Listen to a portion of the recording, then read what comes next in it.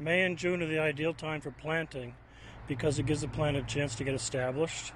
You get it in before really hot, dry weather. Maine weather supports growing a wide variety of fruit trees, everything from apples, peaches, pears, plums, to cherries and more. But typically, you can't just plant one tree in your yard. Almost any fruit tree, with the exception of peaches, and I'll get to that, require at least 2 plants that flower about the same time for cross-pollination, and you won't get a crop without that.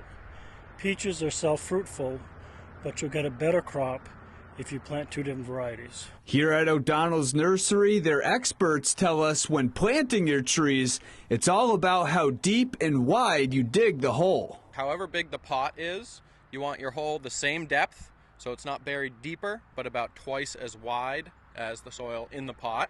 Kane recommends mixing compost with the dirt you dug out of the ground. That typically makes a good mix. Another factor to consider is where you plant your tree to maximize sunlight. Almost every fruit tree wants as much sun as it can get.